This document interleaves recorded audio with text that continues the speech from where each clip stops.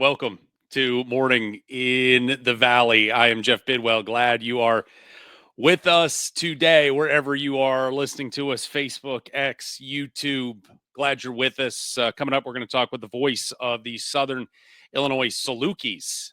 He is Luke Martin, as SIU Athletic Director Tim Leonard announcing last week the Salukis will be opting in. Don't know this was a huge, shocking decision, but officially official. The Salukis will be opting into the House settlement, which will allow for revenue sharing and the such. So we'll talk with Luke about that decision, how the Saluki fan base is reacting to that decision, and more on the SIU basketball side of things. We'll talk with him coming up here in about 10 minutes. We're also going to talk with, coming up on Wednesday, just looking ahead, we'll be talking with Kate Popovic-Goss, the head coach of the Bradley women's program. We'll talk with her coming up here in just a few days. We're off to a little rocky start here this morning. Wednesday morning at 9 o'clock, we'll talk with Kate Popovic-Goss. If you haven't done so already, please head over to YouTube and subscribe to us there. Just search out Morning in the Valley and subscribe, like, share, all that good stuff as we continue to grow this fine little program. Today, anything but fine. So far, we're trying to get the train back on the tracks here, and we appreciate you being with us. Quick headline of the day, as Luke Martin is already here. I appreciate the punctuality, but we're going to let him get set as we start our headlines of the morning. Last night, 103-91, the Oklahoma City Thunder, your NBA champions, they beat the Indiana Pacers. Ben Shepherd, the former Belmont Bruin, had 4 rebounds last night in that loss. The story of the game, though, really, Tyrese Halliburton injuring his Achilles, maybe a tear, don't know about that yet, but another Achilles injury. And we have just reached a point now in the NBA that I think we have reached the breaking point with Achilles injuries. And the league's got to do something about it. And I think we have now seen, in this, just going back and doing, 10 seconds of Google research, in the regular season, Indiana's Isaiah Jackson out for the year with an Achilles. New Orleans' DeJounte Murray tears his Achilles out for the year. Miami's Drew Smith out for the year. And then just in the playoffs, in the first round against the Pacers, the Bucks' Dame Lillard went down with an Achilles. Jason Tatum, of course, in the second round for the Celtics went down. And then last night, you've got Halliburton, and he's now done. If it is a tear, he's probably missing all of next season too. And so you saw this in the NFL.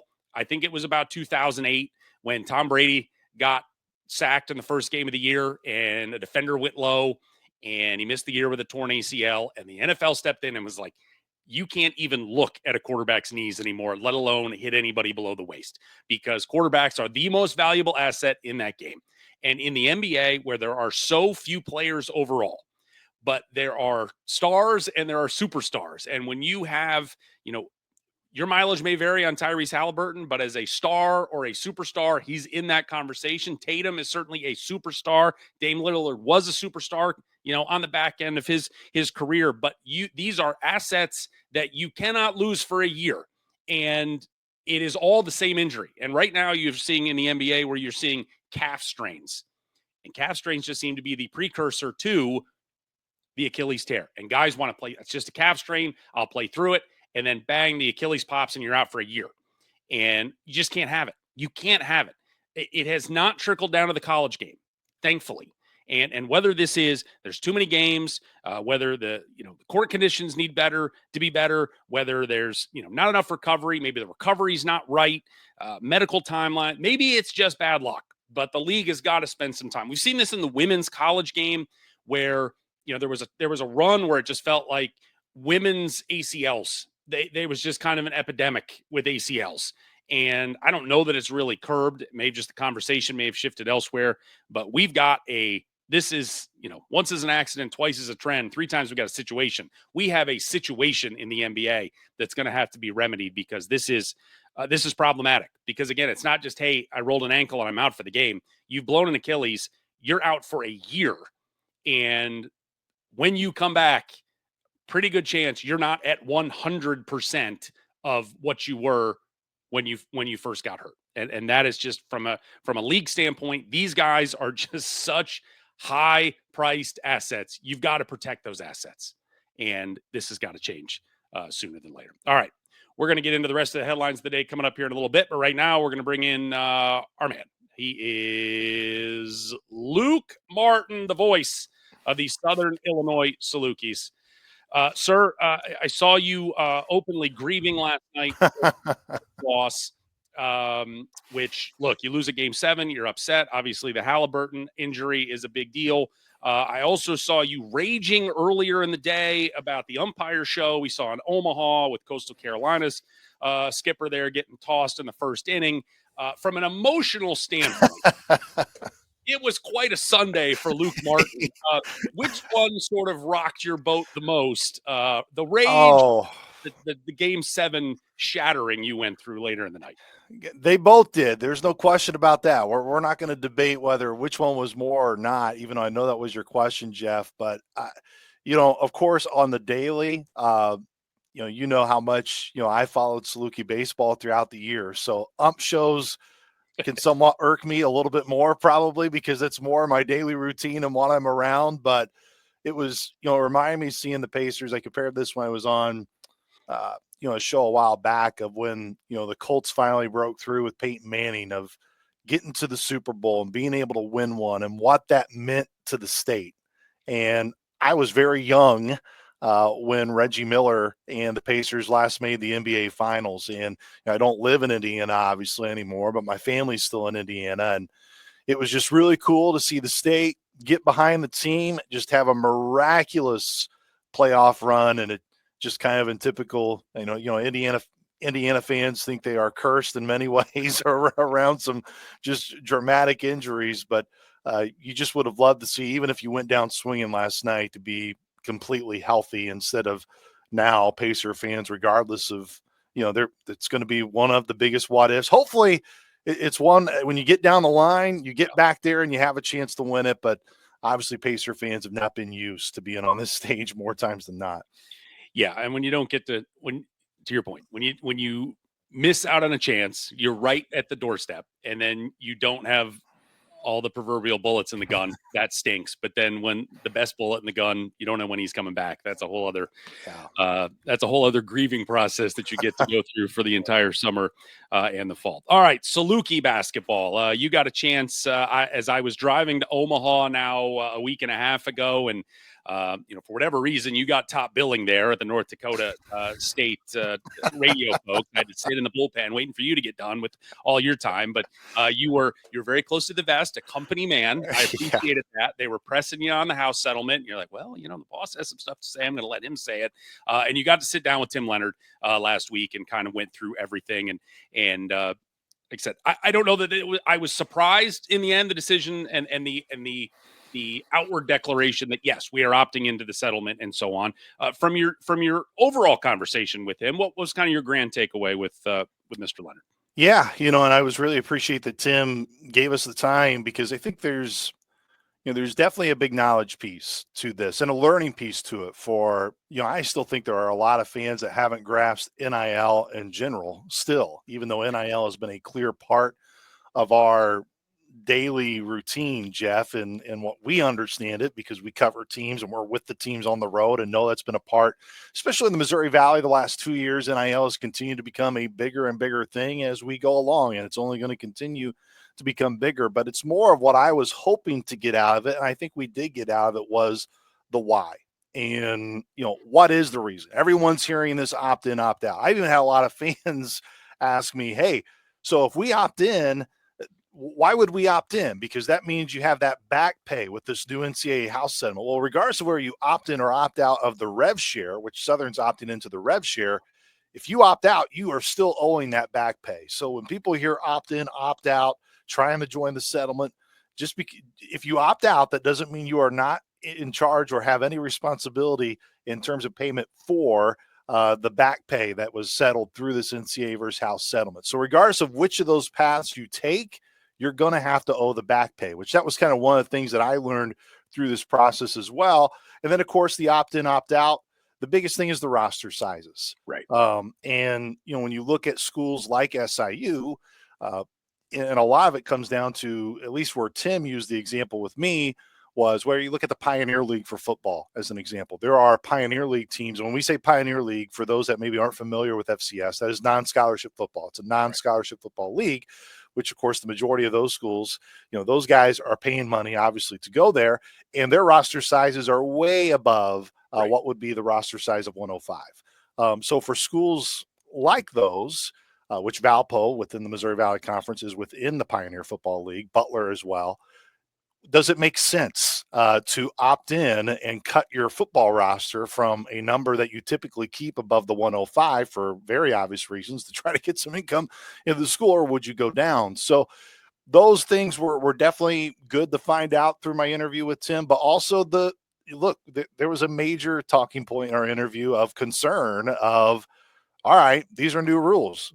Who's going to hold all these schools to the new rules? This opens the door for possibly some more under the table payment when you're just trying to get out of that era of college athletics. So we are far, Jeff, from being in a situation where everything is solved. We now have a clear roadmap. There is a better roadmap for schools like SIU, like Murray State to follow. But it's anything but clear, Jeff. There are still going to be, I think, many conversations to be had and many learning sessions to be had to know exactly how this all will affect our schools. It's not apples and apples in any way, but Yeah. your argument about the scholarship limits, I remember in the early days of COVID, and I still in my TV world talking to the athletic director at Tennessee Martin, and that was a time that you saw universities. It was almost COVID was a convenient excuse to let's shed some sports here that we don't want to. And he was like, look, this doesn't. He goes, I come at it from a completely different standpoint of how many sports we have. Everybody thinks basketball and football, but whether it's track and field or cross country or baseball, all these partial scholarship sports where these kids are paying their own way, to your point, it's like the university needs this revenue. So I understand sort of the hesitancy on some folks to go to go in when you have these football limits involved. From a general standpoint, I know there's still an education piece to this. I feel like, to your point, fan bases have finally, for the most part, gotten a grasp on NIL, and now the goalposts move again. How has the fan base, as much as you've been able to tell, sort of reacted to the, okay, we're in this opt-in, we're in this rev share world now?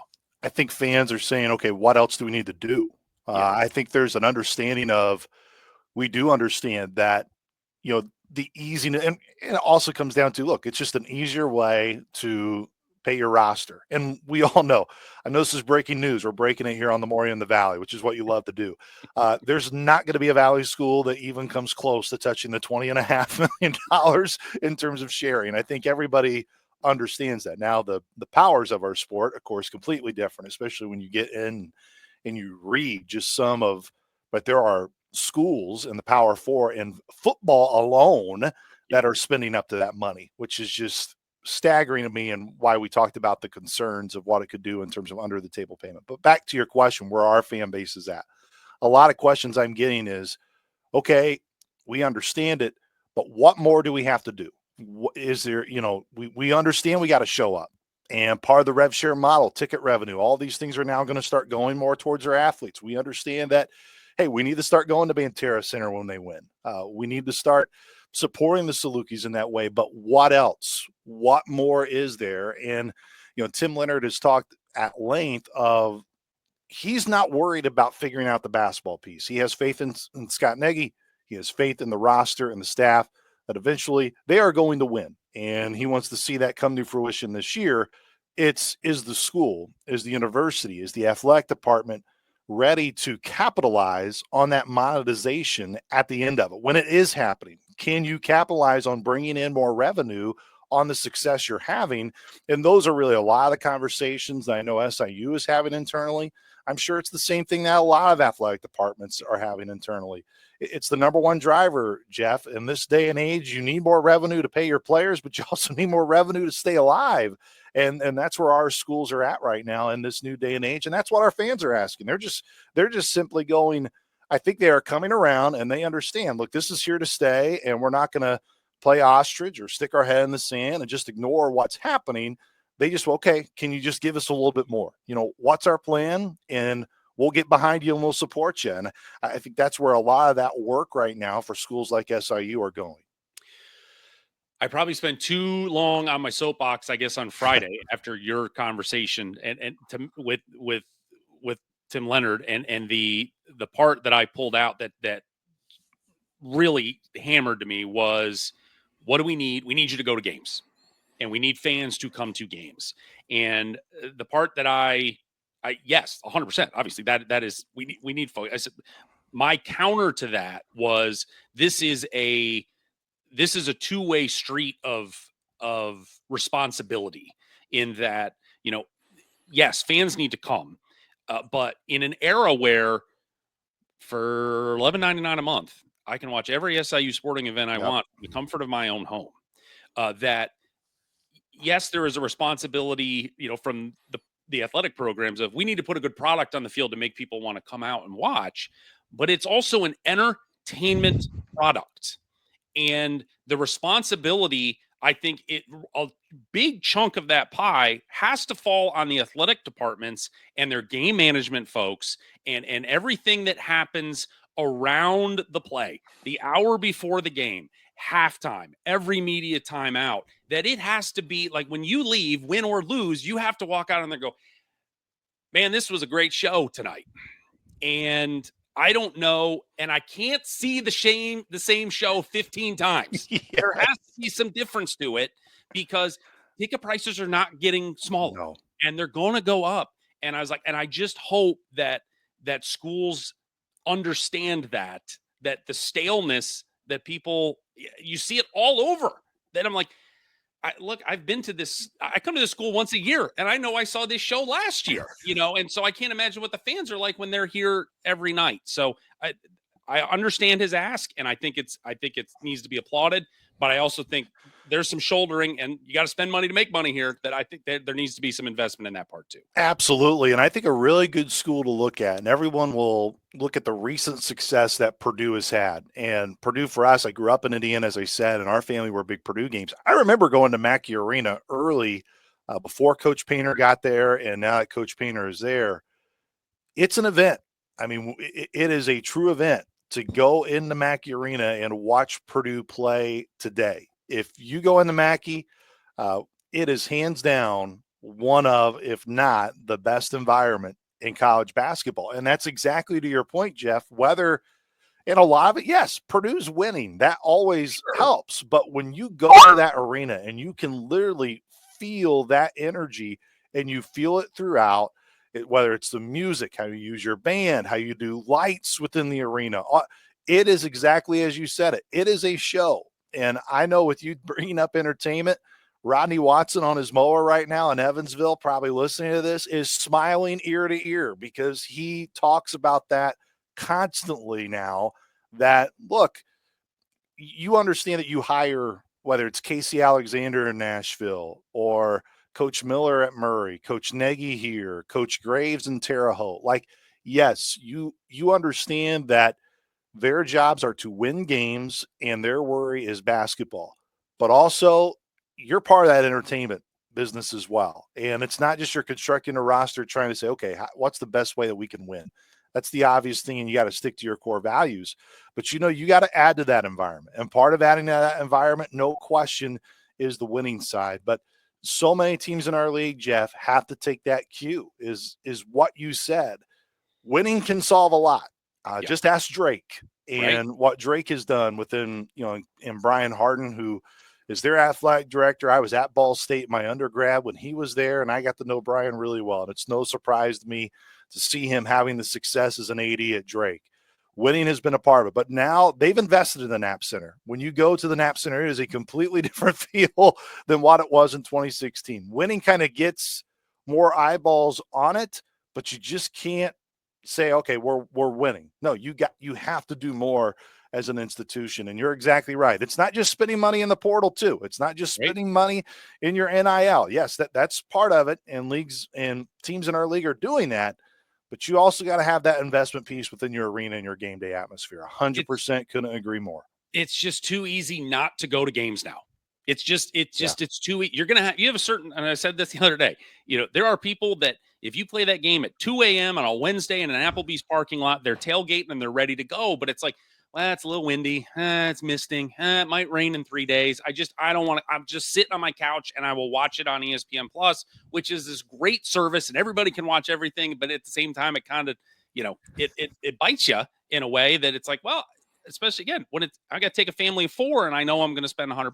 It's like, I can watch 8 games at home for $12. And so I just, you need to make people feel, and you got to make like, the basketball's great, but I want to be part of something. I want to be entertained.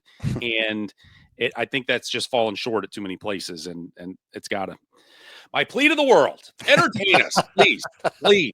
And Tim Leonard can stand out at center court when the racers come to Carbondale, and he can stare at me from the dog at center court, and he can go, "Are you entertained?" And I can stand up and say, "Yes, you have done well, sir." And you have my word on that. Well, not to throw ideas out to Murray State, but if they're looking for a guy who can do radio play-by-play and in-stadium MC during games, I think Jeff Bidwell can fit that bill. I think I've got enough jobs already. Thank you. Thank you. You have been fired as my agent already. I've got enough going on. Just looking at, looking around the Valley now, and just look, we still the deadline got extended another week, June 30th is the time now. The public declarations at this point: SIU, Murray State, Bradley, Northern Iowa have all said we're in. Valpo and Indiana State have said we are out. And Drake, Bradley, Evansville, Illinois State are in the we don't know yet. I feel pretty safe that Drake and Bradley are yeses. Illinois State's going to be yes. And I'm probably, if I had to lean, I say Evansville's a no right now. This is really, as much as we talk about the high majors to the low major, or the high majors to the mid-major separation, this has really got a chance to create an mid-major separation right now of, hey, we've got, whatever the number is going to be. You said no 20 million. I mean, there's going to be schools spending $1 million. There might be schools that knock on the door $2 million in this conference this year. And then you're going to have schools that spend $0. It is going to be a challenge to be able to compete in this league. Well, and just not even in this league, Jeff. I mean, obviously, we look at this from a basketball-centric show, and that's what's great about it, being Morning in the Valley and focusing on Missouri Valley Conference basketball on the men's and the women's side. But just look within the sport of basketball. Yeah. If the rules are held to what the rules are, which is the $20.5 million cap, there probably isn't a league that is smiling more than the Big East. When you think of schools and leagues that don't have football as a major, even within the Valley, Northern Iowa, Illinois State, Southern Illinois, the schools that are, of course, on the football side and the men's basketball side, you have football.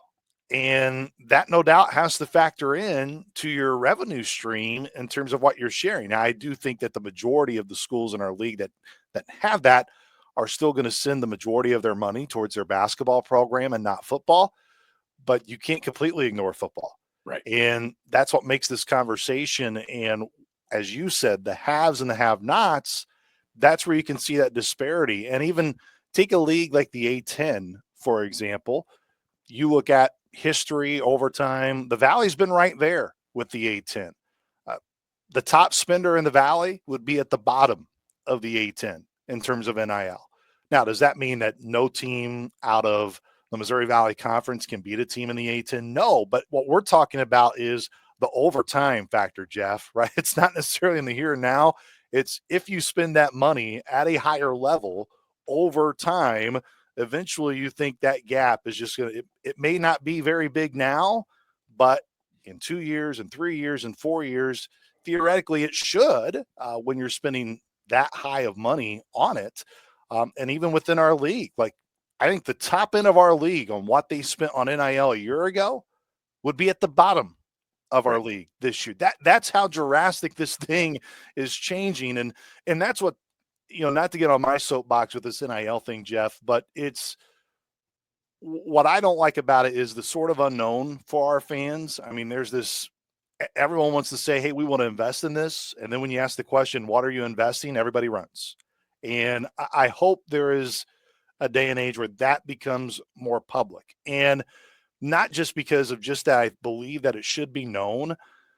But look, man, we're very fortunate in our jobs and especially here at SIU, we get players win or loss post game, and we obviously get Coach Nagy does not stiff us; he comes whether win or loss as well. Uh, it's not the good old college try days anymore, Jeff. I mean, these guys are professional athletes, Right. and I think that how are you preparing them to be a professional when they leave? And that's not, hey, you just get to talk to Jeff and Kenny when it's all smiles and everybody wins. It's no. I mean, there's sometimes where you got to go and you got to talk after a tough night of work. And that's where I hope schools like SIU and the Missouri Valley Conference that it's not just, hey, you're throwing money at these guys, that hopefully, that money can become knowledgeable. So at least every school knows where everyone's at. And it's not this, oh, this school's here. And then you're completely off base. Like there has to be that knowledge base, but I don't know how many school administrators would agree to that. I think many are probably cringing as I bring that up. But it's the transparency factor where if you want your fans to be invested and to understand what all the needs are, I think there needs to be as much transparency as possible. That's my soapbox when it comes to that, Jeff. But I do believe we're going. That no doubt has to be, I think, front of mind for a lot of schools. It is going to bite schools, and the goalposts are going to move again, and so this theory probably won't hold water in 2 years. But I feel like there is a chance that it's going to bite you on the front end, but in maybe 2 years, I think it's gone a little underreported in this House settlement is that teams can now sign kids to multi-year deals with buyouts attached. And so when Kennard Davis goes, you know what? I signed a 2-year, but I'm going into the portal after 1. And BYU, is that where he went? Yep. Did he go to BYU? Okay. Yep, BYU. BYU signs him. Well, you know what? He's got $1 million price tag attached to him. Now, BYU might go, we're good. So, hey, maybe that lets him stay. Or we're going to pay that buyout. And now SIU has another $1 million to go play with. And that will suddenly, I mean, for some schools, that'll match their rev share. And you go from 1 to 2, or you go from 2 to 3 or whatever. And then, yes, you lose that player, but soon enough, the gap will close some. It's certainly not closing, but it gives you a fighting chance to kind of hang on to some of those guys a little bit more. And I think that can be a benefit. Now, when I say that 2 years down the line, Lord only knows where we're going to be with things, but I love the buyout component of it. And I hope teams are smart enough to go, and I know that's probably going to be a negotiation point when you sign these kids, but it's like, don't let North Carolina off the hook and be like, we'll put a $250,000 thing on it. They've got $20 million to spend. Make them spend some of that money on you to benefit your program. I think that's really the only, I don't want to say it's the only way, Jeff, but when you look at this model, no doubt one of the major concerns that everybody has is it sustainable? And I think it's pretty clear for the majority of the schools, that answer is no. But if you start to get into this situation where, as you said, you start signing guys, how many sign 2-year deals, who knows?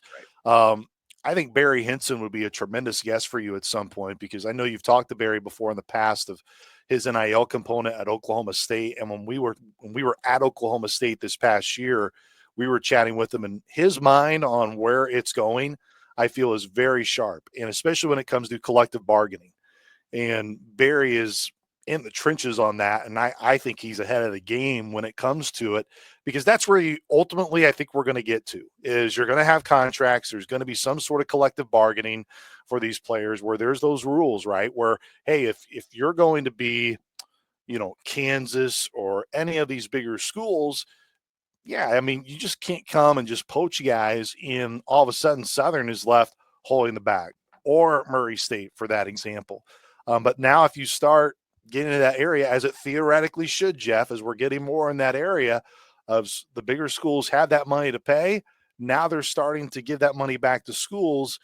That may be where you start to get more investors or whatever you call them within your school of, all right, I'm willing to give my money to help the school if I know maybe down the line, if this is a home run hit or whatever it is in our sport, that the school's going to get money back on that and possibly the reinvest, and that's where you get the cycle. Where right now it's like, why would I give my money? I'm not really going to get much ROI on it. That's what everybody wants to see in terms of their money. At least people who make a lot of money definitely value ROI in terms of Yes. return on investment. I think we have beaten the house settlement into the turf here for 25 minutes. So I appreciate the time. Before I let you go, I know you're poke your head in as much as you can into practice. What are the early impressions of season 2.0 with Scott Nagy and the 25-26 Salukis? I don't want it to be like I didn't expect it, but I'll be blunt and honest. I really didn't expect this part of it. This group really enjoys being around each other, That's and helpful. it is a. And I know fans want to hear, hey, what's the basketball side of it, the skill side of it? And I think it's clear when you come to a Saluki practice and you just watch, you could see there are better players, and as there should be. You should be better. The 6 guys who have come back to returners, I think pretty much, I'd say pretty safe that 5 of the 6 have no doubt been able to make strides this summer and are better versions of themselves than a year ago, which is what you want. I think all 6 are close. Just some guys have different summers and coming back in different roles. But what I have noticed in a very short amount of time, and look, it is summer, it is June, and Of this is course. what I try to tell everybody. It is a very small sample size. There is no adversity in the month of June. Yep. If you're going through a lot of adversity in June, that's probably not the best of signs. But what I can tell you, Jeff, point blank, this time a year ago, you could already see some energy vampires, and you could see guys or players on a team that are starting to be like, I could see if playing time goes down, like this guy is not going to be very happy. And this is going to be a problem. And those problems still may be there. We just haven't figured them out yet. But I'm just saying now, going into week 4, the genuine care, the energy level in the gym, the competitiveness level in the gym is much higher than it was a year ago at this time. And I hope that, look, we'll see if it leads to a better season and more wins and all the stuff that everybody wants. But at least as of now, that is what I am encouraged by most, because the teams that I have been around that have had the most success have this type of feel in terms of just really enjoying being around one another. And when I say that, it automatically people be like, oh, it must mean the team last year did not like each other. The team last year, they liked each other, but they didn't necessarily like playing with everybody. And Right. I think there's a difference. You can like your teammates as individuals, but then when it comes to playing with one another, it was very cliquish a year ago. I think that was clear, and it showed, especially early on in the season for SIU. Does not have that feeling this year, and and to me, that is the credit that Scott Nagy and his staff deserve. Of they've gone out, and I believe they have gotten, no doubt, better talent. But it's the piece you have asked me about in my experience, where I believe, and I always bring him up to you, but it's why I marvel at Josh Schertz and what he does. He is a tremendous basketball mind, one of the best basketball minds I've ever been around. But it's also understanding the piece of how is this guy going to fit in terms of our culture. And Coach Nagy's done a tremendous job, at least as of now on June 23rd. This team has truly loved being around one another, and the feeling in the gym is night and day difference than a year ago. And it's still, I know probably coaches may not appreciate to an extent, and even some administrators, but like it's still sloppy basketball, but it's better sloppy basketball than what it was a year ago in June. So like it's nowhere near. Let's not roll that out and let's start playing Yeah. games today. There's still time needed, but it is a completely different feel in the gym this summer than it was last summer. 2 quick hitters. Isaiah Stafford, health. How does he look? Looks really good. He has only been held out of one practice to this point. I think it was just more precaution. He has told me he's still trying to get his legs back a bit, but you can see within practices those spurts of, yep, we've seen that before. Yeah. And what I like about him, and this may not be and I know when you'll understand it, and when people say it, they'll be like, whoa, this is a major comparison, and understand that my sample size here at Southern is just 3 years. But just in terms, and I am just comparing of the person, how they approach practice, how they carry themselves throughout the day. And I was actually talking to Riley Hoystad, our trainer, about this last week, and he agreed with me, and I agreed with him too. He really reminds us a lot of Xavier Johnson and how he carries himself day to day. And just you can see the experience factor, kind of a calm demeanor guy, not going to be the loudest dude in the gym. But man, when it comes to competition on the floor, that dude's going to ball out and he's going to give everything he can. All the stretches he does before practice, takes his body and everything really seriously. That's kind of the comparison that a lot of us internally have seen just in terms of how he carries himself day to day. And we obviously have seen what Isaiah can do when he's completely healthy on the floor. And lastly, the Aligbe brothers reunited. Rollins and now Prince there as well. What is the addition of Prince done here to the Salukis? Well, and Prince said in his interview with me over a week ago, what he has enjoyed most is his best year of basketball that he claims is his best year of basketball was back when they were in prep school and before they got to college was when him and Rollins were on the same team. And he says, Luke, there's just something different about being a leader and really being on a team when you have actually blood on your team in your brother. And the part I've enjoyed the most is when they do individuals and they split the team up.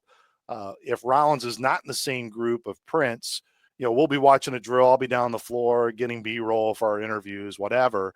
And if Prince just has a turnover or something happens in the drill, you'll hear a laugh from a distance. And it's either Prince sitting in the Corona Lounge up in the corner watching or courtside. I mean, they give the brotherly love, no doubt, throughout, but it's really neat to see that and the true joy that they both have being able to play with each other. And I think it's going to be I hope it's a benefit to both. I mean, Prince has no doubt played basketball at a high level. He's been in the Power 4 level. He knows what to expect day to day. But it's also neat to see Rollins kind of bring him along and be like, hey, this is what we do here at SIU. This drill, explain it the younger brother to the older brother. But it's a really cool dynamic. They're both tremendous people.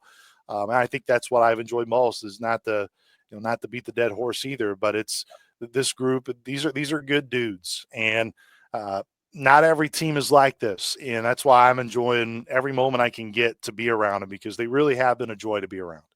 He's Luke Martin. He's the voice of the Dogs. Appreciate the time as always, sir. Here we go. Well, I was just going to say, as much as I enjoy this, and you are, I mean, you are just to start my mornings off. I'm not a coffee guy. I'm just more in the valley with Jeff Bidwell. That's what starts me off. But I feel like one of these days, we got to get Kenny and Rodney on with us and just have, a true round table. Now we both know that it'll just be Kenny and Rodney talking the whole time. I mean, we're not going to get words in, but that's the whole point. We can actually take a morning off and just enjoy it.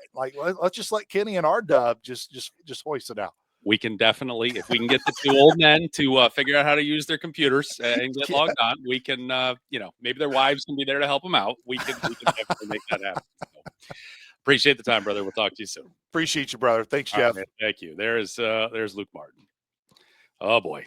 Yes. You get Kenny and Rod. Look, every time, Kenny and I, we go to Carbondale, those guys come down to Murray and we have our little pregame powwow. Then it's, Luke and I end up turning into Homer Simpson in the bushes. Just like, all right, you guys just talk. We're going to drift away and let those guys tell their old war stories when they get together. So certainly some wars over the years between the Racers and the Salukis that those two were on the sidelines for. All right, let's hit the rest of our headlines of the morning.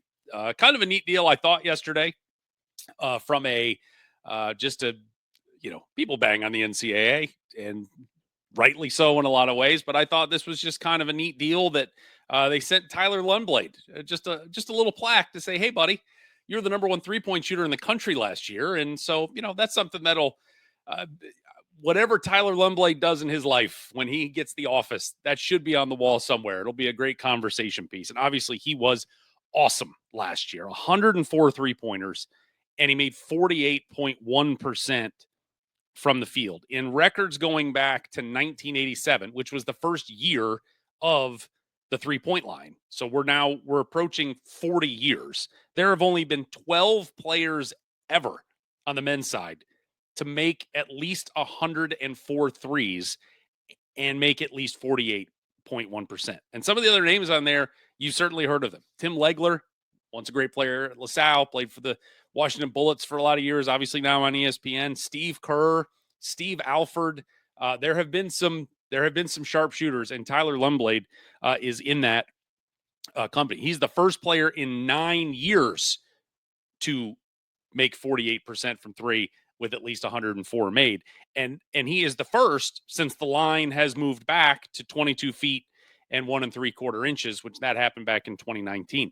And when I look back and I was, the line for so long was 19 feet 9 inches. The line right at the top of the key, and that was it. It was uniform all the way around, and that was why when you see that, in 1987, the first year of the line, Steve Alford shot 53% from three, which are like, holy cow.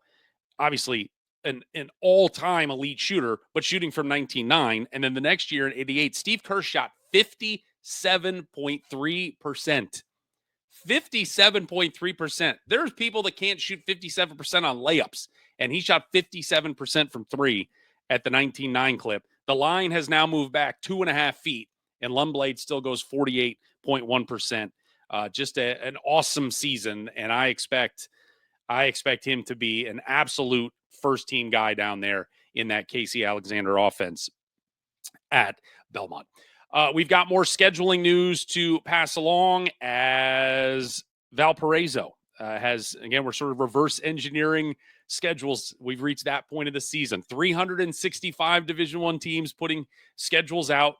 We have all the way up to 7 now. And I think American is the only non-power team that has put out their non-conference schedule.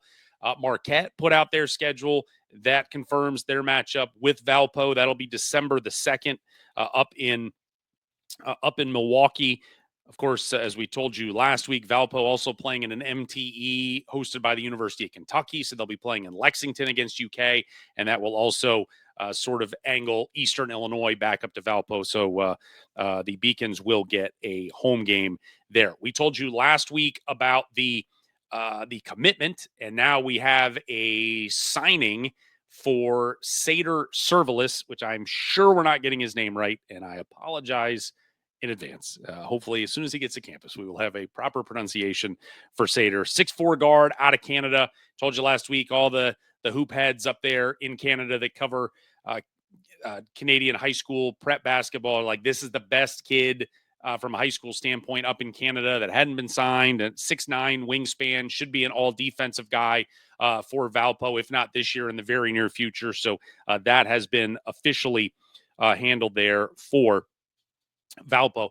Again, we talked with with Luke Martin about the house settlement and who's in, who's out, whatever. We have Valpo. I don't believe Valpo has made an official proclamation that they're out, but everything you have seen since Sader has signed has been, our team is now full, and they have 13 guys on the roster. So not 15, 13 scholarship players. So that's how you know that they are going to be out. So again, just a challenge, and we'll certainly get into that as the summer goes into the season and so on. But boy, the teams that are not opting in, it is. I think as much as anything, you're going to see one-hit wonders. You're going to see schools, like, this is not saying that, the Valpos and the Indiana States, and whether it's Evansville, they don't opt in, that they can't have good seasons 100%, but it just leaves teams vulnerable to be poached at the end of the year. And we really, since the NIL era has happened, everybody in the Valley has been vulnerable, but there's at least some defenses now that you've got from the NIL that then has sort of graduated into the revenue share. You've got a fighting chance where you had no chance before. You got a fighting chance to keep guys, and that's the hard part to just watch is these schools. They might be able to get they can recruit, and they can catch some diamonds in the rough that hadn't necessarily developed, and they get their chance and they have this great year, and it's like you just know it's going to be one shot, one and done on those. So that'll just be a decision these schools have to make. And again, I hate to speak in absolutes about this whole thing, because I think the one thing we absolutely know is everything that is in place today, as much as they want this to be a 10-year situation with this house settlement, is in 2 years, it's going to look different. It's just going to. It may look different in 2 months. It's just still It's there are no absolutes anymore in college athletics. And that is the absolute. Is there are no absolutes, and that's just something that we're all having to deal with for the time being. We are in recruiting season right now. Men's coaches were on the road last weekend, Friday to Sunday. They'll be on the road again this weekend, Friday to Saturday. Another evaluation period. So your favorite team, all of the recruiting pages and accounts and so on X and wherever you get your information, they're going to be popping with, hey, this kid got an offer from this school and that school, because these coaches are out seeing these kids play, and they're trying to get on them early here. So it's sort of an exciting time for let me keep an eye on that kid now and see how he progresses. And hey, our my favorite team offered him, and then 12 other schools offered him. So now we're already in a fight for the next year until the kid's going to commit. On the women's side, they had their last evaluation period. It was June 12th to the 14th. So that was last weekend. They have finished, and now they are in a dead period for a month until July 11th is when they'll get back out on the road for the next evaluation period, July 11th through the 14th. So that's sort of the recruiting update. But again, mostly just keep an eye out. Your teams are going to be offering kids this week, and everybody can go do their own YouTube deep dives to figure out who it is they want their coaches to go chase down. While it may be a dead period on the women's side, we did get a commitment at Murray State, as they have gotten a commitment from Katie Reed. She is a 6'1" wing out of Washington, Indiana. 6'2" wing, excuse me. Don't mean to shortchange her there. 6'2" wing out of Washington, Indiana.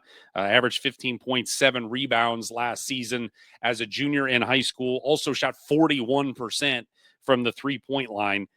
She had other offers from within the Valley, from Belmont, Bradley, Evansville, and Illinois State. And that is now 4 commitments in the class of 2026 for Rochelle Turner at Murray. And the thing that has stood out to me about that recruiting class right now is just the size.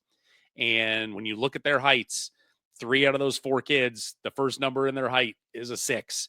And for, Katie Reed to be at 6'2", Sophie Terry at 6'1", Alice Magnanini from Australia, she's 6'1", 6'2".